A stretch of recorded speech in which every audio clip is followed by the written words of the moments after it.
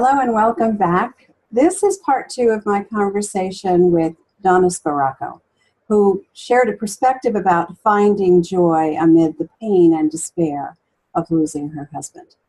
I'm Maria Tomás-Keegan and your host for Tips for the Transition. Donna is another of the co-authors of an inspiring book titled From Resilience to Brilliance, available on Amazon. It's an honor for me to share the inspiring stories of the women who co-wrote this book because they help us to know that we're not alone when life turns upside down on us. Thanks so much, Donna, for sharing your insights. You have totally inspired me, and now I want to dig a bit deeper into what you were feeling and how you identified that you had an option to reach for joy. Would you share that with us? Oh, yeah.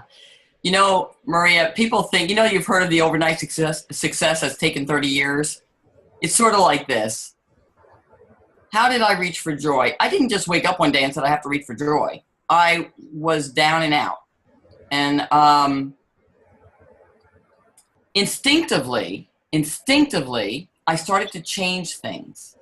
And one of the things I changed was my hair. I didn't pre-think it. It wasn't a pre-thought. It was just, I went to get my hair done. And it was about a month after my husband had transitioned or passed away. And I'm looking in the mirror and I'm hating what I'm seeing. I can't even believe that I'm looking at this person because I feel sickeningly different on the inside. And here's this person who's staring back at me who looks exactly the same. And that was not resonating with me.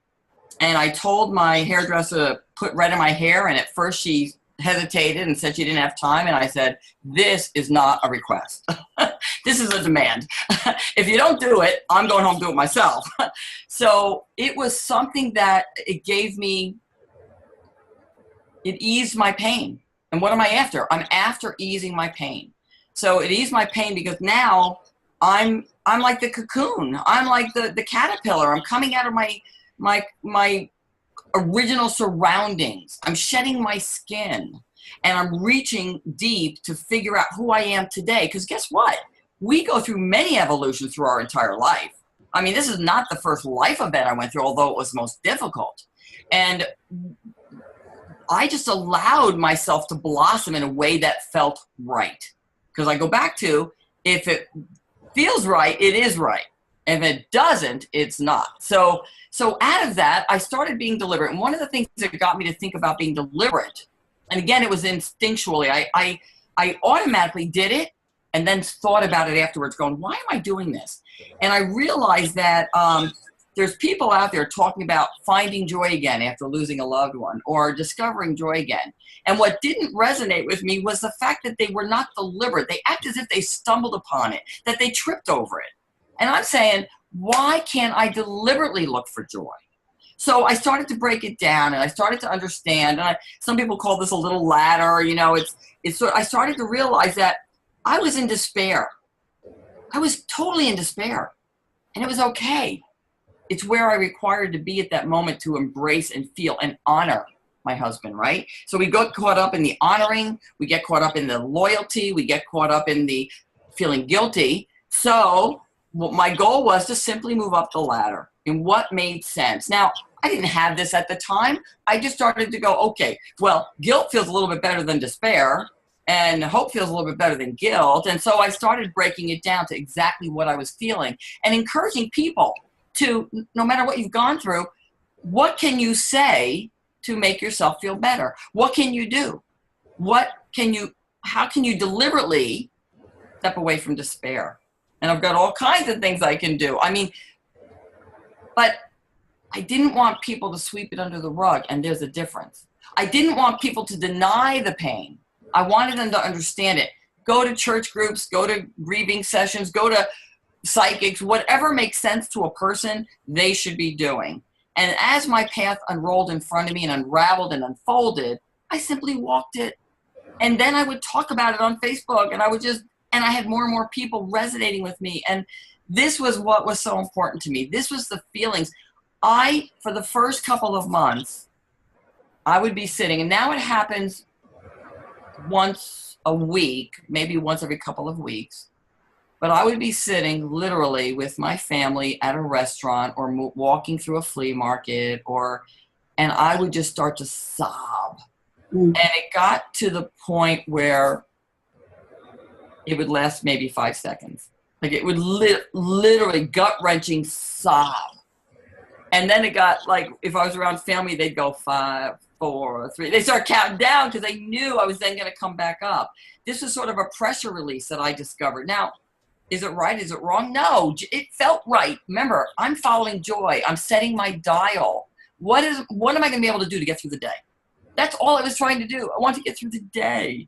So and even now, just a couple of hours ago, I felt my husband. I missed him. I cried for 3 seconds.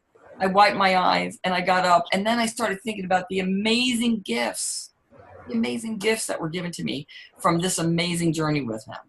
So setting my joy dial was a deliberate activity because I didn't want to feel bad for the rest of my life. Does that make sense? I mean, why do people think that's romantic? Or even what they should do, right? Right, and they don't know. Now, I've never been a widow before, but I remember speaking to somebody over at my house, and I was crying, and I couldn't stop, and I said, all I was doing was looking around at my house and seeing all these wonderful pictures, my wedding pictures. And, you have great memories. You start putting pictures up through your life, and all of a sudden, my husband's no longer physically sitting next to me, and I'm looking at these pictures, and all I could feel was the missing of him. And I said to her, why do people think memories are so good? Why do they think they're good when I was feeling so lousy? She said, because one day, as time passes a little bit, you're going to look at a picture and go, you're only going to remember the good part of that picture. You're not going to be missing him. I was blessed to have family members come, and before I was even know what was going on, because I was still in this space of accepting their gifts of feeding me literally and figuratively, spoon feeding me, right? And they started the first time my brother was here, he took a wedding picture off the wall. He moved it, and he replaced it with a childhood picture of mine that was in the closet. And it happened to be on the landing. And I was walking, I didn't expect to see it. He didn't tell me he did it. And I was walking down the steps, and I saw it gone, and I almost collapsed. And he jumped up because it looked like I was going to fall down the steps. But he said, we can put it back. We can put it back. But I actually went to him and I said, how did you know how important it was to change some things? I needed to change.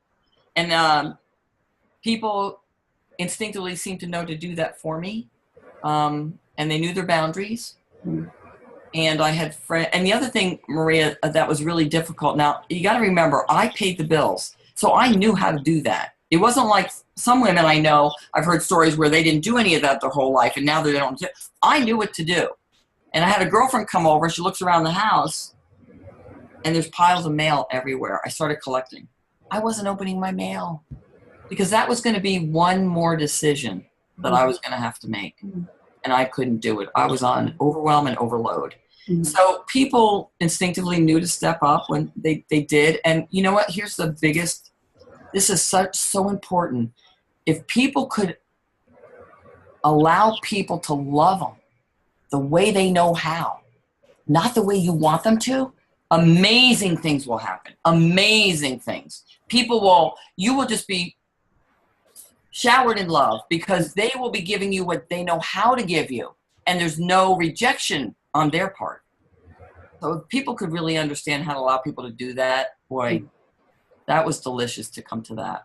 Yeah, that's so important. Yeah, accepting the love as it is intended. Correct. Right. Just know it's not malice. It's not hurt. They're giving you what they know how to give you. Exactly. And you get to be the recipient. Yeah. I love that. And you said something else that I would just love to be able to talk to you more, because this is such an interesting, you come at it from a very interesting perspective.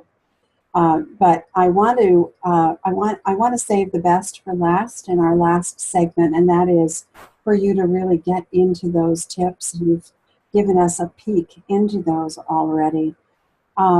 So please stay tuned for my wrap-up session with Donna when she gets into the reason I call this Tips for the Transition. So she's going to share some really good stuff with us.